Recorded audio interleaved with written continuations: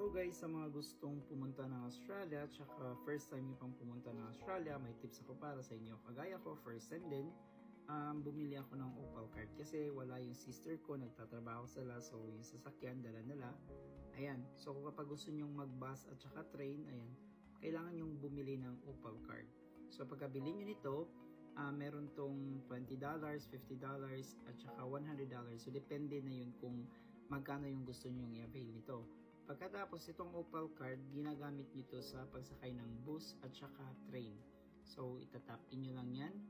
Pagkasakay nyo sa bus, tap in. Tsaka paglabas nyo din tap out. Para kung magkano lang yung makukuha nila na pamasahe, yun lang din yun. Kasi pagka hindi ka nag-tap out, ayun talagang lalaki at lalaki pa yung kukunan nila doon. Kaya kailangan tap in tsaka tap out. Same din sa train. Tsaka kung gusto nyo pong pumunta ng Sydney at tsaka by train, yun tap in din kayo tsaka tap out. Yun lang. Ayan, nakasakay na tayo ng bus dito sa bus station. Yan. So nakikita nyo yung mga malilit na bahay yan, ganyan lang yan, pero lahat yan air condition. So punta na tayo. Ayan, nandito na tayo sa train station. Nga po pala, nakalimutan ko, kailangan nyo mag-download ng Opal Travel para naman guided kayo.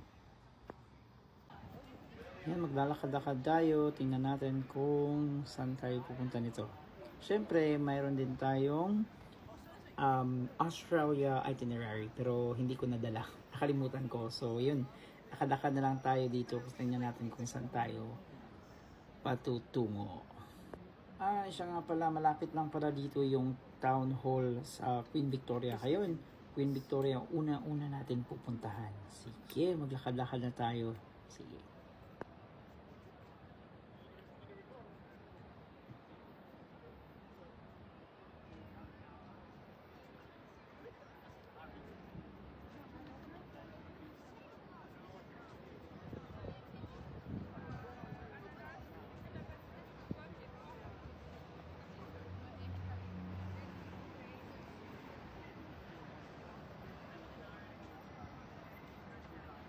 Ayan, wala. Ito na, dito yung Queen Victoria. Ayan, so itong building na to, Queen Victoria, isa sa pinakamatandang building dito sa Sydney, Australia, New South Wales.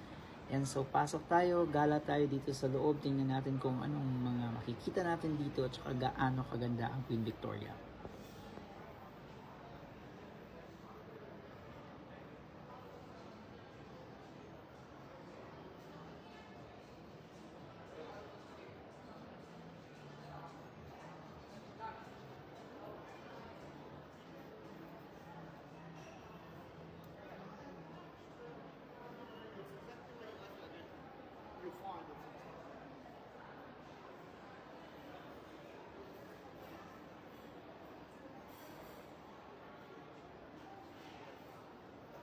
And dito sa Queen Victoria, yan, marami silang mga jewelry shop dito, tsaka mga diamond, tsaka yung mga antique-antique na mga accessories, napakadami dito.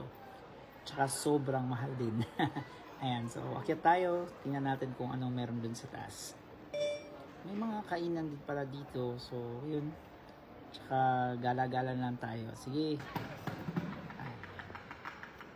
Ngayon kung makikita nyo dito, meron din yung nakikita natin sa kung saan sa social media, tsaka sa mga foreign videos na may nagtutugtog dito sa gitna, tapos maraming tao na nakapalibot sa kanya, yung magbibigay ng mga cents, dollars, ganun. So, meron din yun dito. Napakarami.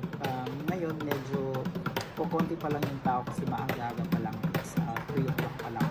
So, dadami pa siya pagka around ng 5 to 1, 5, 6, ganun. Kasi nasisiwian na yung mga nasa opisina. Tsaka dito sa Sydney, Australia, parang business siya, parang business city. And kung gusto nyong tumawid, nakikita nyo yung button na yan. So, pindutin nyo lang yan para sa para titigil sa pagka green light na titigil sila, alam nila na may tatawid na tao. Yun. Yan, tawid na tayo kasi naka-green na. Yun. Bilisan natin kasi ilang segundo lang. Yan. So, nakita nyo, green, tsaka red na siya ulit. Bilis, diba? Yan. Isa to sa part na talagang maraming tumatambay. Kasi malapit to sa Cathedral. Ayun, Sydney Australia Cathedral. Ayun, medyo yun lang muna tayo ngayon. So, pauwi na tayo. So, pag pauwi nyo, kailangan nyo ding tingnan kung aling linya kayo. So, dito ba ka sa Terminal 1, 2, 3, o ano ba yan? So, kailangan magbasa-basa kayo. Yan lang. Paalam!